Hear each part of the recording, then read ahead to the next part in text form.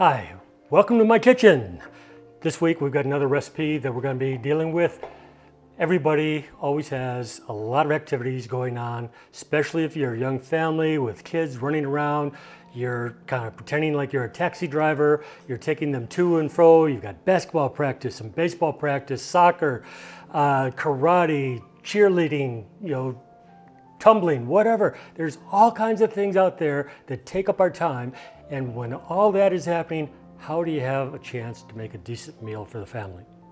One of the keys to doing that is going to be making it up ahead of time. And I have today a super simple recipe. This is my recipe for a simple lasagna. Has nothing to do with the traditional lasagna noodles. This is going to be like super easy. Now, what I'm going to be doing too is I am using two different pieces of cookware here, one for today, one to save, because this recipe is so easy that you can make one today. You can also freeze one for later in the week, later in the month, give one to a friend. So that's why one of them is going to be in a tin pan. With that said, let's go ahead and get started. I have already boiled up some macaroni elbow noodles here because you guys didn't want to waste all of your time watching me boil water. I'll be dropping those into the colander here. Now the macaroni noodles work out great because you don't have to take the time to be layering them, and then put the sauce on, and then cheese and ricotta, whatever you're using, and then start all over again with another layer. You just use one set of noodles and it all gets mixed together. Now, before I get any further, let me explain. I am putting these in two 8-inch pans. If you're just doing this as one ingredient to make for dinner for a larger group, I would use a 9 by 12-inch dish. But that's the equivalent to two 8-inch square dishes. Okay, we've got the noodles. Now, today I used Italian sausage. You can also use ground beef if you should have any kind of dietary restrictions concerning sausage, or you just don't like sausage. Ground beef will work just as well. But today I've got Italian sausage because I happen to like Italian sausage. I'm going to go ahead and start that to drain here for just a moment.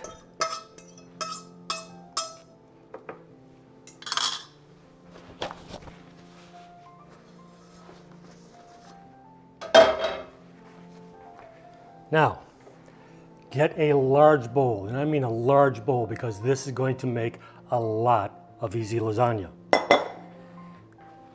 Here are the noodles. We don't want to be spilling these, so I'm going to kind of scoop them in here. As you can see, the noodles themselves take up quite a bit of the bowl. Next, we were draining this into the paper towel. You can just pick up the paper towel, bring it over, drop it right in. Done. Voila. Get that blended in here a little bit. Now, I used basically the 16 ounce of macaroni noodles. I use 1 pound of the meat, regardless of whether it's ground beef or Italian sausage. Now, if you're buying it by the pound, that's easy. But if you're buying it by the links, you're talking about 5 links of Italian sausage. Now, in there, today I am using ricotta cheese. You can also use Large Curd Cottage Cheese, and that works very well too.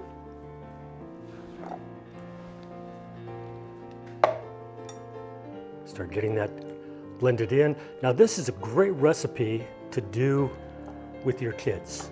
Could it be a little bit messy? Yes, it could. Do you want to put them in aprons? Yes, you do, especially when we get to the spaghetti sauce. Now, I'm using a commercial spaghetti sauce today. because remember I said this was going to be an easy, simple recipe. So no, we're not getting all bougie here and making our own homemade sauce. We're just using 32 ounces, 2 pounds of just regular spaghetti sauce. Dumping it all in there. Now, I am from Chicago, and in Chicago, we tend to like to have a sweeter sauce. So, I'm going to add a little bit of sugar to our pre-made spaghetti sauce. Just about 1 tablespoon. And I'm going to just add a skosh more of oregano. Just to make sure that we have great flavor. Keep blending this together until we have good coverage with all the sauce, the ricotta, the meat. So it's just going through and balancing throughout the whole recipe. This can be kind of the messy part, especially if you don't have a large enough bowl. Now, we're down to like the last ingredient. We're going to be adding 1.5 cups of shredded mozzarella to the recipe. That was, I'm sorry, 2.5 cups. That was 2 cups right there. We'll kind of work it in before I add any more. It's kind of like kneading bread dough. Just grabbing some from the bottom, bringing it up, getting it all well mixed in. There's a big chunk of ricotta that we got to get blended in. That's why you have to make sure it's well mixed. This is where having child labor from around your house come in. Now, make sure that they're wearing an apron or an old shirt with the sleeves rolled up, because you know it has the potential to be kind of messy.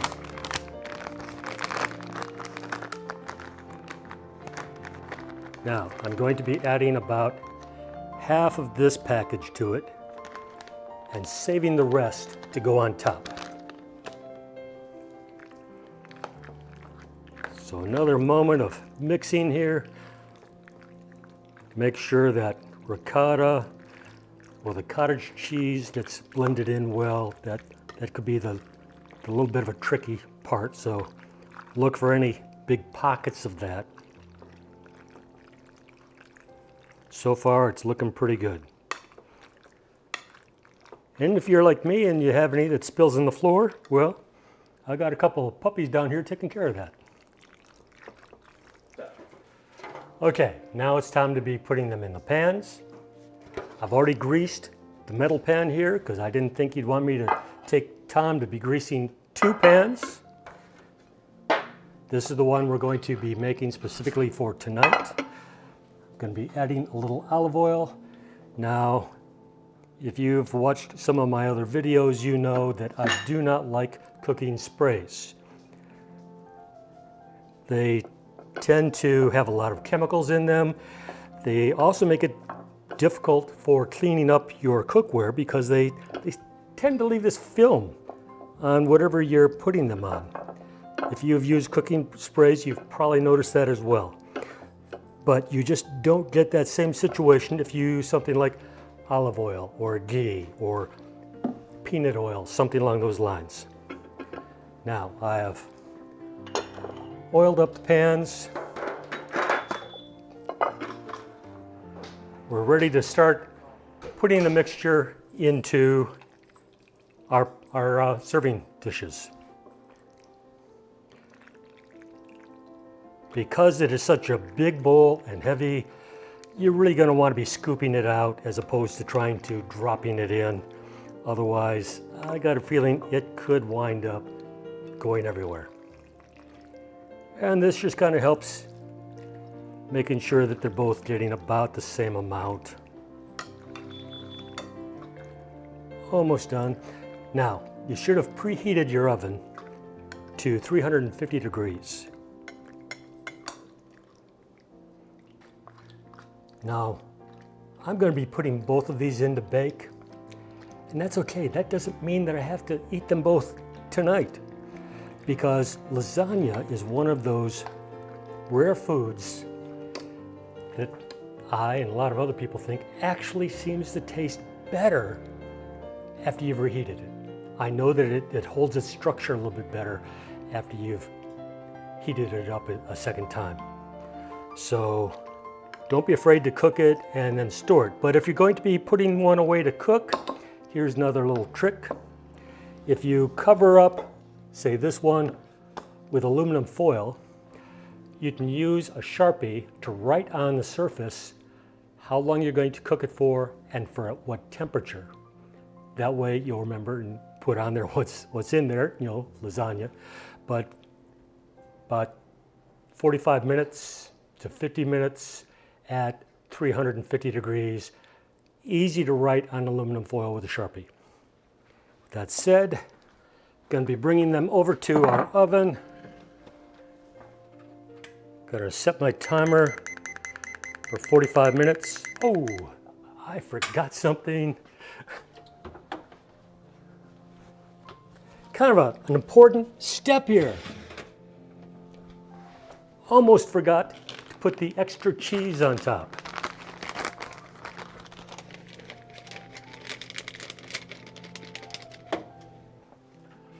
Setting it for 45 minutes. If it's not quite done, we can leave it in for a few minutes more, but I know that it will be at least 45 minutes. And we're set. With that said, I know you don't want to be watching the oven for the next 45 minutes, and I certainly don't have enough to talk about for the next 45 minutes. So we're going to do a brief pause, and I will be coming right back. Hi, welcome back. The buzzer has gone off. They are done baking. Let's see what we've got.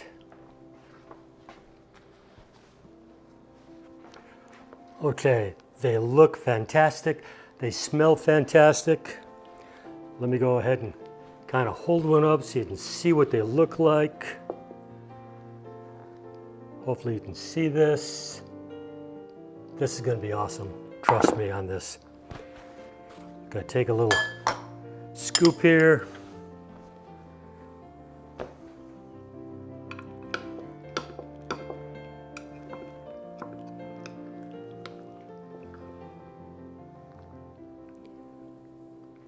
Gonna give that just a moment to cool down.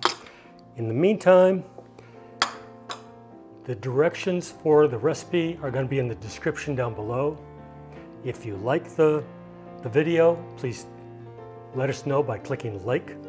If you don't, click that as well. Leave me any comments, maybe ideas for future shows. Please consider subscribing. And if you'd like more recipes, or you would like to see some of the restaurant reviews that I've done, check out our website, ralphknowsfood.com. In the meantime, let's see how this tastes.